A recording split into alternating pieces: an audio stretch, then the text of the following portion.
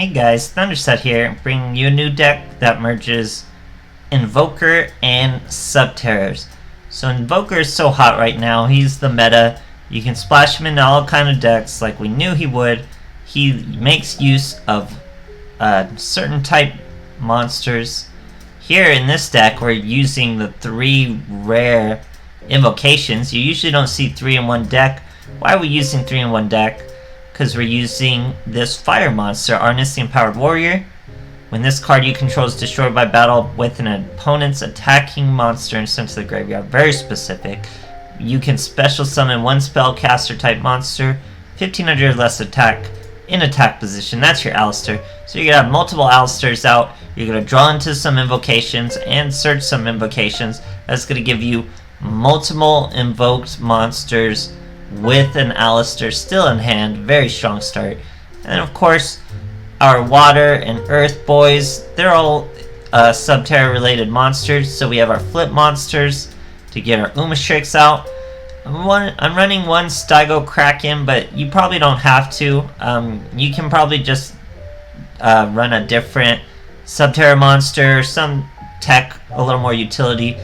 Another thing you could probably change would be Sorcery Conduit. This deck's a little slower, a little more defensive, so you're not really taking the 1000 damage, especially without Cosmic Cyclone. So you could probably change the skill. Maybe a Destiny draw would be more useful in the endgame. Anything you want, really. Attack damage modifiers, stuff like that. But other than that, the extra deck is just 2 of each of these boys.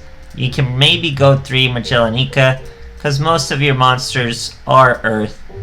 But yeah, guys, you just have the defensive capabilities of Subterrors.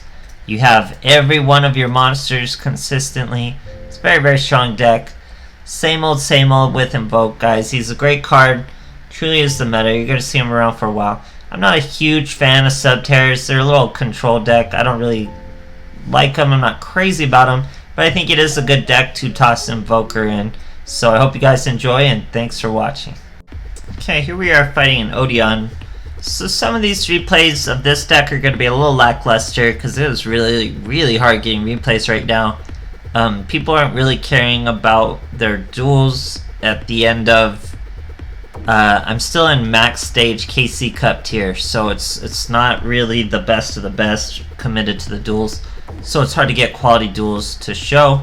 Here we have an Odeon who's thrown away a Drillroid and an Invoker to make a Magellanica in defense position, 3300. Doing the whole shebang, getting his Alistair back. Here we have 2 final battles and a flip-flop frog. He's going to normal summon that same Invoker, search invocation. He's going to use a second Magellanica using the same Drillroid, this time from the graveyard. Gets his Alistair right back again. That's the beauty of Invoke, guys. He's only used 1 card that is not an Invoke card. Very useful. Hits our flip-flop frog. We're going to not take any damage. Perfect chop deck with our Umastrix. Normal summon Golem Sentry. Uses effect to flip. That brings out the Umastrix. We use 1 final battle to banish that monster. Use a second final battle for lethal, or it would be if it wasn't for the brand new card Kiteroid. People are just tossing into decks. I personally think it is a waste of a slot. We use 1 final battle to flip him face down, then we flip him face up, hit him with the lethal again, get hit with Kiteroid again, flip him face down. We're in full control of this deck with 2 final battles, guys. There's no way. Here he uses invocation again, gets rid of our own flip-flop frog, the audacity, swings into our Golem Sentry. Nothing much he could do. We weren't going to be able to banish him, but we were going to be able to swing over him, no problem, even with an Alistair. So he's gone ahead and scoop, guys. Great stuff. Okay, here we are fighting an Aster Phoenix. Don't really see that character anymore, but it's kind of like the Wild West out there. With skills, there's no one skill that's dominating beyond, Sorcerer Conduit. So here we're going to set our Empowered Warrior. He's going to bring out Aloof Lupine. That is Thunder Dragons. So, I usually love Thunder Dragons, guys, but just with no beatdown, it's so demoralizing. You don't even want to play him anymore. It's all bad.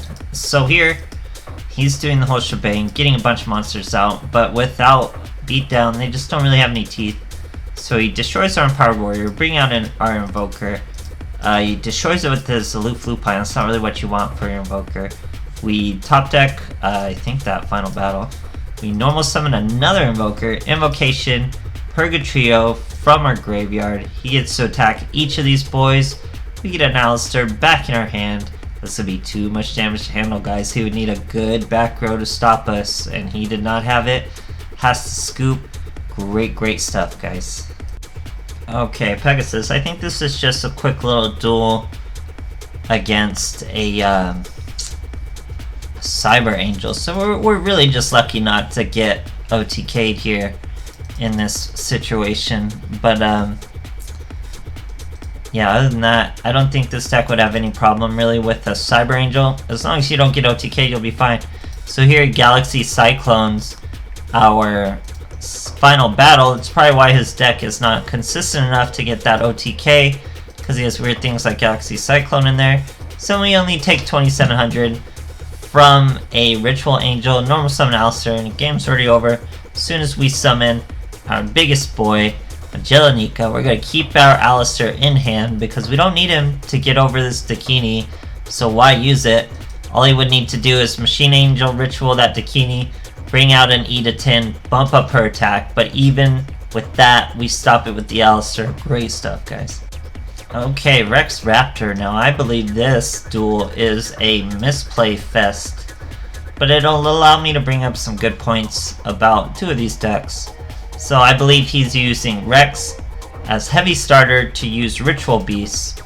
So here, he's going to start a Ritual Beast combo and just show to me he doesn't really understand the Ritual Beast combos. He only has 2 in his hand, so you can't really do or 2 in his banish, so you can't really do a Canahawk combo here. It was pretty much a nothing move. And brings out his Apelio without getting that +1, sets a card. Here we're going to use our Empowered Warrior, bring out an Invoked. We already have an Invocation, so we're looking pretty good. Here we're going to use Invocation. I want him to blow this back row in case it's like a Floodgate or something. That's why I haven't used my normal summon yet. He does not take the bait, so we're going to bring this Alistair back to our hand. Normal summon Alistair. Now here I make a misplay, guys. I use Invocation. Now I could have chained the Invoker in my hand. Oh no, that's not the misplay I make. I make a misplay by just not clicking Earth with the 2 Earth I want and raising a Magellanico, and I just recycle my own Purgatrio, so definitely not intentional. Kind of makes up for his little misplay. He would have took 3000 more damage, so we're still looking here. Here he finally does a successful Canahawk, but Purgatrio, guys, Ritual Beasts have a really hard time with Purgatrio.